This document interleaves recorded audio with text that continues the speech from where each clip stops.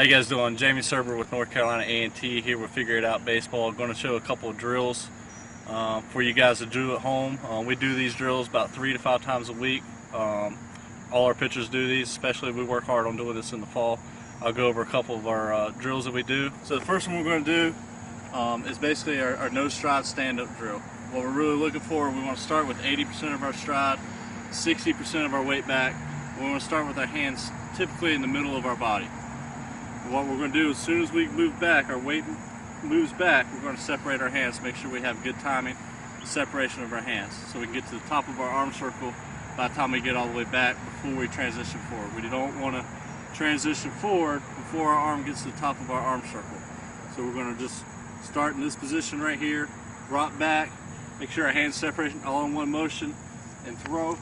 We're going to make sure our chest is flat over our front knee, our hips are fully rotated, and our back foot is fully rotated over to our back pinky toe, so we have full shoulder and hip rotation. I have Mikey here do a couple of drills or a couple of reps of this, just so you guys can see this.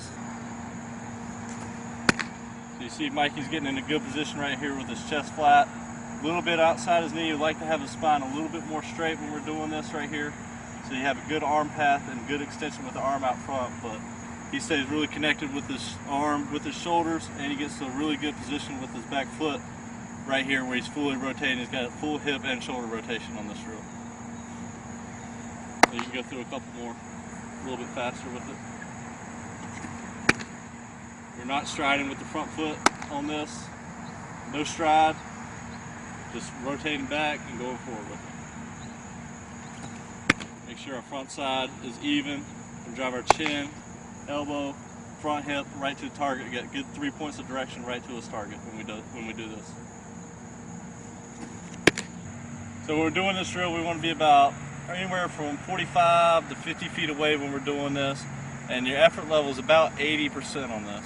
Okay, so we're not going to be full bore going this, but we want to get enough out of this so we can have a decently consistent release point by the time we go into transition into our more full effort drills. So also when we're doing this right here, we're doing 4-seam or 2-seam grip, whatever you're more comfortable with. If you throw both of them, it's good. A lot of our guys, we go 4-seam to the glove side, 2-seam to the arm side. We're going to do about 10 reps of this and before we transition to our next one. And we do this about 3 to 5 times a week. We're going to talk a little bit about the 4-seam and 2-seam when we're doing this stand-up drill. So when we're throwing our 4-seam drill, we want to be glove side. So that's basically if you're a right-handed pitcher, away to a right-handed hitter. If you're a left-handed pitcher, away to a left-handed hitter. So we throw our 4-seam. So if this is the plate right here, we're going to throw our 4-seam, off to that outside corner to a right-handed hitter. So we throw our 4-seam over here, and then we'll move over. We do our 2-seam on the arm side of the plate. So we're going to set up on the inside part of the plate to a right-handed hitter as a right-handed pitcher, vice versa for a left-handed pitcher, and we can work on our movement. We typically start out with throwing our 4-seam fastball in the stand-up drill for everybody, and make sure we got that fastball away because that is really pitch number 1 in our baseball program. And then we'll start working on our 2-seam and working on throwing that inside to a right-handed hitter so we can get that sink, maybe get it underneath the hands for right-handed hitters, facing a right-handed pitcher, and vice versa for left-handed. So that's really what we're looking for. We definitely want to pound out this pitch right here, number 1, and we want to be able to throw this one down and away. Pitch number 1 in baseball for our program is that fastball location down and away. So we're trying to hit that down here. Don't make the catcher move the mitt, and that's really what we're looking for when we're doing the stand-up drill, first and foremost. That will be our 4-seam fastball away in the stand-up drill. So when you're doing the stand-up drill, the pitcher is basically in the no stride position. This is basically our stand-up position, what we call it. 80% of our stride, 60% of our weight starts back in this. So we throw a 4-seam fastballs away to a right-handed hitter. That will be glove side, and then Scott move arm side. That will be arm side for a right-handed pitcher. So to be inside to a right-handed hitter, vice versa for a left-handed pitcher and a left-handed hitter. So we throw our 2-seam on this side of the plate. Mike, you can throw a 2-seam that side. Thanks for checking out the video. Again, this is Jamie Serber with North Carolina A&T Baseball. Be sure to click on the next video and figure it out baseball, flat ground follow through. Hey, this is Jamie Serber with North Carolina A&T Figure Out Baseball. This is our second video on our flat ground sequence, so if you haven't watched the first video, make sure you go back and watch stand-up flat ground drill first. This is our second in the sequence, flat ground follow through, where we're going to be working on our finish. We're going to be in the same position as our stand-up drill that we did in the first video. So we're going to start with 80% of our stride, 60% of our weight back. We're going to focus on the same things as when we're rocking back. Make sure our hands are moving when we get to the top of our arm circle before we transition forward. And on this drill, we're going to focus on getting our black leg high. So we want to work on our finish, our follow through. That's what we call the flat ground follow through. We rock all the way back. Make sure our back heel is getting high on our finish, and we want to keep everything working in one motion. So when we rock back, our hands are separating, get to the top of our arm circle, and as we transition forward, we'll make sure our ball is following our glove down. What we don't want, you can see from the front, is our front side flying open this way. We'll make sure we get to the top of our arm circle, and our ball is going to follow our glove down, so we're staying in one piece on our rotation. Our arm is always staying connected to the glove when we finish and follow through down. So when we're separating, it doesn't really matter if you have a long arm circle like I do. I always had a long arm circle. You can have a shorter arm circle, kind of like Joe Kelly for the Boston Red Sox. But we do want to make sure when we're going back that our hand is in time with our weight moving with our back hip. So as we're going back, we'll make sure this is always in good time, because we do have to some way get to the top of our arm circle before we can go forward. Because if we're going forward from this position right here, you're most likely going to open up that front side, expose our chest, and release the ball way back here. It's going to be a up and arm side miss. We want to make sure we're getting downhill, getting to the front of our arm, and getting to a good extension on our finish. So it's good. You see Mikey is not spinning on his front foot. We want to make sure our front foot's staying flat on the ground. We're not rotating over to the outside of our foot, and he's getting his back heel very high.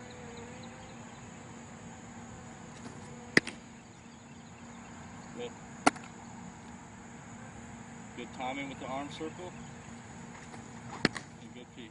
And also when you're doing this drill, just like our stand-up drill, you can go 4 seams away, 2 seams in. Very simple on what we're doing. So it'd be glove side and arm side. If you haven't learned what that is, go back to the stand-up drill, watch that drill, and it explain what glove side and arm side is. So when we're doing this, he's going to go 4 seam away to a right-handed hitter, glove side, and then he'll move to the arm side, throw the 2 seam into a right-handed hitter.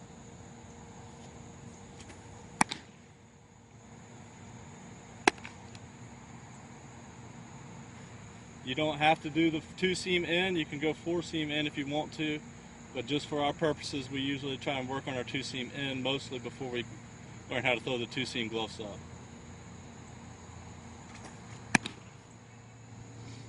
So when we're doing the flat ground follow through drill, we want to be about 50 to 55 feet away, so we're going to be a little bit further back than the stand-up drill. We do about 10 reps of this before we move on to the next one. The last video will be the balance point drill, balance point flat ground drill. Be sure to check that out next. This is Jamie Serber with North Carolina A&T Baseball. Hey, this is Jamie Serber with North Carolina A&T Baseball, Figure It Out Baseball. This is our third drill, flat ground balance point drill. So if you haven't watched the first 2, the flat ground stand-up drill and the flat ground follow-through drill, go back to watch them. This is our third video. We do this drill along the sequence with the other 2 about 3 to 5 times a week. You can do these before you start, and you can do these leading up. Obviously, you do need to do these leading up to your start, or if you're a reliever to touch up, you can do these before the game. Our guys do these before the game just about every time if you're a reliever. So in our flat ground balance point drill, we're simply getting to balance point, which all you guys have probably done at some point in your baseball careers, have been taught this at some point. But a couple more things that you can look at.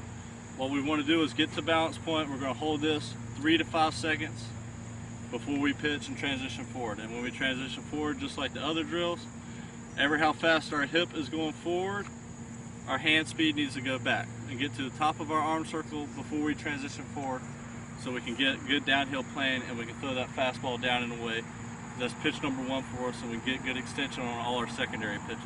When we're talking about transition forward, that our hand speed getting to the top of our arm circle needs to match our speed going forward. It's simply, if you're a guy that transition going forward a little bit slower, you got a little bit more time to get to your top of your arm circle. If you're a fast rhythm guy, you're going to have to be a little bit quicker with our arm speed to make sure we get to the top of our arm circle before we get that front foot contact. So if we're late on front foot contact, we're going to have to open up that front side, and we're going to expose our chest, our shoulder, and our elbow, and we're not going to be able to throw strikes at the bottom of the zone, which is really what we're shooting for.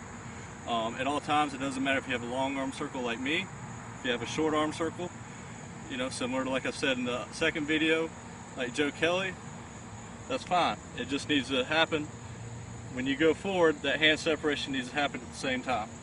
If you get to the top and pause, that's even fine, kind of like Kershaw. But ever how fast you're going forward is how fast your arm needs to get to the top of your arm circle. So another thing we're looking for when we're doing this, we get to our balance point, is we want to make sure we think about our glove is connected to our knee. So when our knee goes down, our glove goes down, so we can stay in one piece with our separation. So you can think about a string tied around your wrist to your knee. So when this happens at the same time, you can stay connected. No matter if you're across your body, you know, Madison Bumgarner does it pretty good across his body, turns, and that glove stays connected to his front leg at all times, so you can have a repeatable delivery.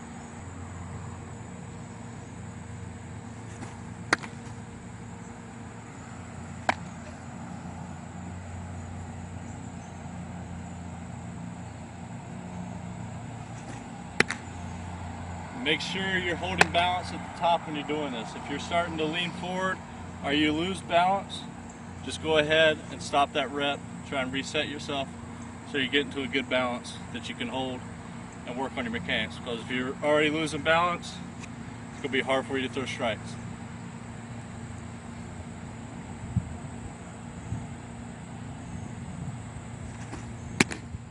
Good pitch.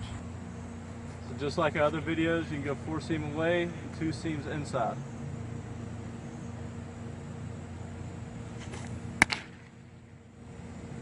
Mike was a little bit late on this transition. Get to the top of his arm circle there, that's why he missed up in the zone. Work hard to get to the bottom of the zone.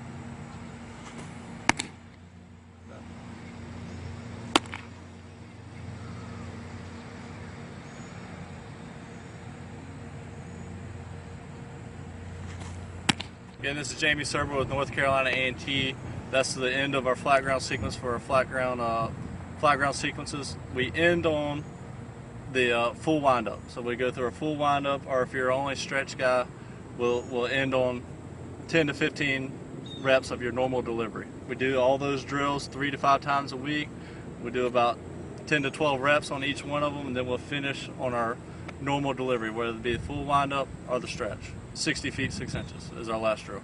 And don't forget to check out my next video, the dual ball drill.